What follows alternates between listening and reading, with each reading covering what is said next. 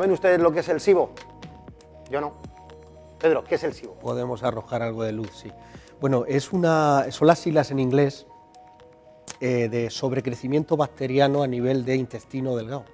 Esto a la gente le puede sonar un poco extraño, ¿no? Pero lo cierto y verdad es que hay una prevalencia altísima en la sociedad actual y como principal característica, cuanto a signos y síntomas, les podré decir a los televidentes y lógicamente a ti también, pues que cursa con una distensión abdominal importante después de ingerir cualquier producto, ¿no?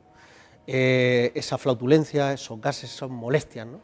Y la gente no tiene una explicación lógica, pero es como que es un parámetro, es un patrón que se va repitiendo en los pacientes, ¿no?, que padecen esta patología que tiene, insisto, mucha prevalencia en la actualidad, ¿no? ¿Qué es lo que la causa? Bueno, realmente las causas... Cuando hablamos de SIBO y me explicas las siglas en inglés, bacteriano evidentemente nos va a remitir a bacteria, luego estamos hablando de una dolencia importante. Bueno, muchas veces, por supuesto, el especialista en digestivo es el que va a emitir ese juicio clínico, el diagnóstico, y en consecuencia un tratamiento farmacológico asociado a esa patología, pero el problema sucede cuando ese SIBO, digamos, no lo consideramos una patología per se, sino que puede arrastrar una patología subyacente, es decir, que tengamos una patología mayor y demos la cara mediante ese sobrecrecimiento bacteriano. Hacer alusión a que la flora bacteriana, que ahora llamamos la microbiota, pues está en el digestivo, en el tracto digestivo, en estómago muy poquito, en duodeno, en la primera porción de intestino delgado, algo de flora bacteriana, pero fundamentalmente es la microbiota donde se sitúa en la zona del colon. ¿Qué sucede? Que migran, hay una migración de la zona del colon en la zona más inmediata al digestivo, al estómago, y entonces se produce ese sobrecrecimiento bacteriano, es decir, es una flora en mayor cantidad en una zona que no corresponde, en principio. Y entonces esto va a generar una serie de signos y de síntomas que luego a lo largo de la entrevista, si te parece, vamos comentando. Perfecto, me decías al principio que es el digestivo quien tendrá que hacer un tratamiento farmacológico en caso de que sea esa la solución real, pero ¿hay un tratamiento concreto que ya esté estipulado? Sí, bueno, vamos a ver, habría que hablar un poco de los test diagnósticos, ¿no? Antes de COVID se utilizaba el test de hidrógeno expirado, el test de aliento, que quizá alguno de los televidentes sepa de lo que estamos hablando, porque era una cosa que se pautaba y se pedía, ¿no?, con cierta asiduidad en atención primaria. Es un diagnóstico muy parecido también, si no prácticamente igual, que para detectar, por ejemplo, el E. coli, ¿no? Bueno, el Helicobacter pylori y, por ejemplo, fructosa, sorbitol, lactosa, es decir, aquellas intolerancias que se pueden diagnosticar inicialmente con un test sencillo, en este caso nosotros al paciente le damos lactulosa, que es un hidrato de carbono, y va soplando en unos tubitos para ver qué grado de hidrógeno, qué grado de metano o qué grado de sulfito va produciendo. Y viendo, digamos, esa curva de producción, sabemos si hay o no una patología, ¿no?, el síndrome, por así decirlo, este malabsortivo procurado o ese SIBO, ¿no?, sobrecrecimiento bacteriano. Si cualquier tipo de alimento nos va a provocar un aumento del diámetro abdominal, nos va a provocar gases, nos va a provocar diarrea, nos va a provocar muchas molestias. Fíjate, diarrea y estreñimiento, es interesante, fíjate, porque hay una alternancia. Paradójico, ¿no? Sí, sí, total, pero es uno de los criterios diagnósticos, es decir, que cuando en esa anamnesis se le pregunta al paciente y dice, pues yo de vez en cuando tomo esto, distensión, flautulencia y diarrea, pero a los 2 días tengo un estreñimiento bestial y tal, bueno, pues ya es un indicador, ¿no? Ya hay que tomar buena nota porque a priori, en esa anamnesis, en esa historia clínica, al margen de posteriormente pautar el test de aliento, pues ya vamos tomando nota y vamos viendo que pudiera ser efectivamente un SIBO, un sobrecrecimiento bacteriano.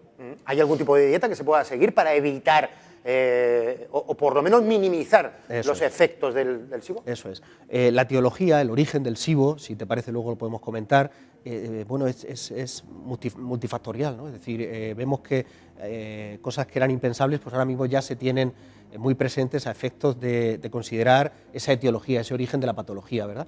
Pero en lo que a la dieta concierne, pautamos una food map, y es como bueno, pues es un nombre que también proviene del inglés y hace referencia a la restricción total durante unas 4 a 6 semanas, esto lo hacemos nosotros, lógicamente el especialista en digestivo asociado al nutricionista, restricción de determinados grupos de alimentos, es decir, la fructosa, el sorbitol, los polialcoholes, los fructanos, el ajo, la cebolla, el gluten en muchos casos, la lactosa, que como sabes es un azúcar propio de los lácteos, un disacárido, y paulatinamente, generalmente asociado a un tratamiento antibiótico, vamos notando mejoría, va desapareciendo la flatulencia, la distensión abdominal, va habiendo una mejoría significativa y retiramos paulatinamente esa dieta, que insisto, es una dieta específica, es dietoterapia, es una dieta solamente pautada para este tipo de patologías gastroenterales y que funciona pues francamente muy bien.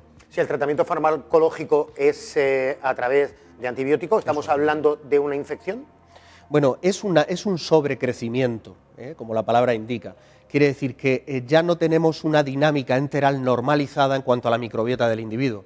Es decir, que esos signos y esos síntomas se producen porque esas bacterias no tendrían que estar ahí, sin embargo están, ¿no? Entonces lo que busca el antibiótico es erradicar, eliminar ese volumen bacteriano y esa bacteria concreta en esa zona específica. ¿Cuáles son las principales causas, lo que se conoce? Es decir, ¿por qué uno se pone enfermo de SIBO? Pues hay muchísimo, digo, está todo muy en estudio, es como algo relativamente reciente, estos protocolos, estas guías que ahora mismo ya vamos manejando en consulta, pero te va a sorprender, José, y es el uso indiscriminado de lo que llamamos protectores de estómago, mal llamados protectores de estómago, porque son inhibidores de la bomba de protones.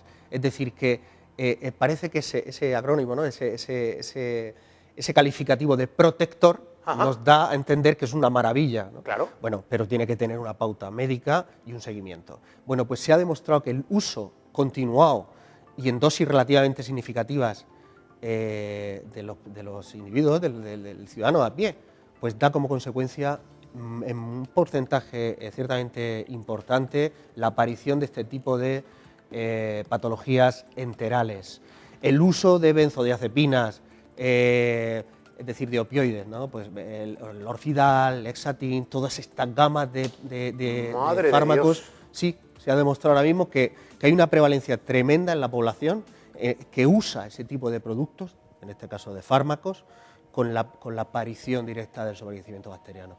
Pacientes diabéticos tienen más predisposición, pacientes que han tenido una cirugía restrictiva en el estómago, restrictiva malabsortiva, dejan un asa ciega en la cirugía gástrica y tienen propensión a hacer sobrecrecimiento bacteriano, enfermos de páncreas, enfermos con alteraciones de la vesícula biliar. Bueno, hay una secuencia, ¿no?, que en anamnesis se ve perfectamente y se relaciona sin ningún tipo de duda. Pues me salen unos pocos de casos muy cercanos a mí que son candidatos a sufrir SIBO. Sí, señor. Sí, señor.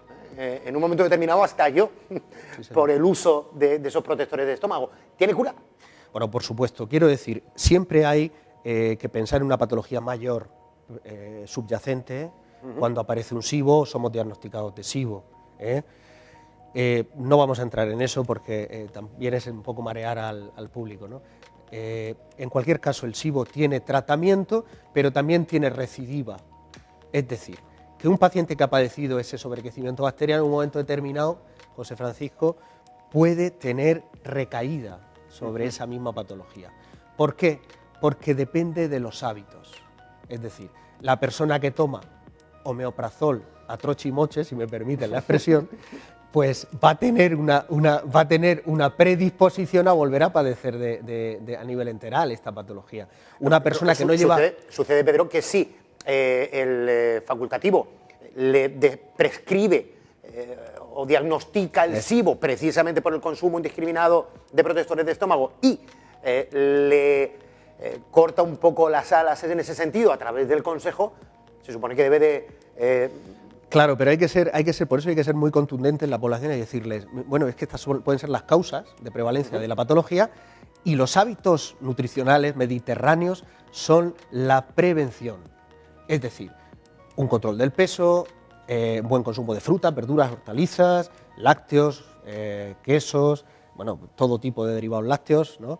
legumbres, cereales, es decir, una amplia gama de productos, ejercicio físico y consumo de agua. Si luego resulta que tenemos un abuso indiscriminado de ese tipo de fármacos, pues tenemos que saber que vamos a tener más predisposición, porque ya está demostrado. ¿Hasta qué punto también pueden ser los alimentos ultraprocesados motivo de generar el SIBO? Pues me alegro muchísimo de la pregunta, porque es que esto es, en consulta es la pregunta, ¿no? La pregunta del millón. El ultraprocesado, cuando cogemos nuestras guías, las normativas, ¿no? Es la norma NOVA, es una manera de clasificación profesional de los tipos de alimentos, ¿no? Los tipos de productos. Y es una clasificación que marca como 4 epígrafes. Tenemos el alimento que es natural, la materia prima en fresco, un pescado, el huevo, la leche, la fruta, una hortaliza. La fruta, la hortaliza, el cereal.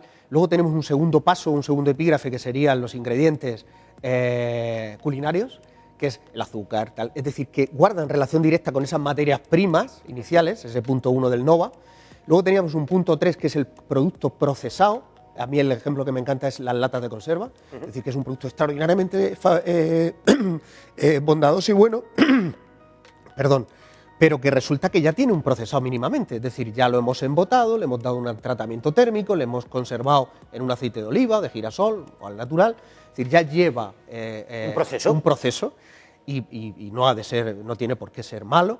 Y luego pasaríamos a ese punto 4, que es el producto ultraprocesado. Nocivos todos, ninguno se salva, y luego tiene una particularidad, y es que el momento que giramos el ingrediente ultraprocesado, siempre envasado, plastificado, hecho muy bonito para que sea muy atractivo, para que sobre llame. todo para los niños y para los jóvenes, Total. que van a ser los que más lo demanden. Eso es. Giramos, vemos la información nutricional y sobre todo la tabla de ingredientes, y vemos que tiene más de 5 elementos. Eso ya es un producto ultraprocesado. Es decir, la clave, José, es hacerle ver a la gente que en el momento que vean el ingrediente que supera los 5 elementos, ya estamos hablando de un producto ultraprocesado y por lo tanto es un producto nocivo al medio o largo plazo para la salud humana. ¿Cómo podemos evitar su consumo? Bueno, hay que procurar comer, como digo, con base mediterránea y desde el punto de vista diario, ¿no? Excluir o intentar inhibir el consumo de ese producto, de esos productos ultraprocesados, y excepcionalmente, pues cuando se da un cumpleaños, se da una celebración y tal, pues lo puedo tomar, claro que sí, ¿no? Porque todo está en la dosis, pero desde luego hay que hacer hincapié, sobre todo en los chiquillos, las personas que ya arrastran una patología diabética, insuficiencia renal, que esos productos están totalmente contraindicados y, por supuesto, hay que tener criterio y por lo menos dedicarle un ratillo a esa lectura del etiquetado nutricional, ¿no? Al final lo verdaderamente sabroso, lo verdaderamente rico es el sabor puro de cualquier materia prima. Es decir, a un buen filete de carne no hace falta ponerle una salsa ultraprocesada, puesto que lo que estamos haciendo es matando el sabor real que tiene el filete, que tiene la carne. Totalmente de acuerdo, pero date cuenta que en la industria se utiliza hidratos de carbono simples, azúcares, y se utilizan ácidos grasos saturados. Esa moneda energética, José, va a disparar el centro del placer, las dopaminas, y es imposible que una persona que tome una galleta no tome una segunda galleta, o que tome una patata chips ultraprocesada no tome más de la bolsa. Es porque tenemos ese mecanismo de respuesta, es algo placentero y es una moneda energética muy poderosa y muy adictiva. Que además me da la sensación de que está regulada, pero no lo suficiente. Ahí ya podríamos hablar de otras cosas. Sí. Don Pedro Lillo, Plan de Mediterráneo, ha sido un placer hablar contigo. Muchísimas gracias por la oportunidad.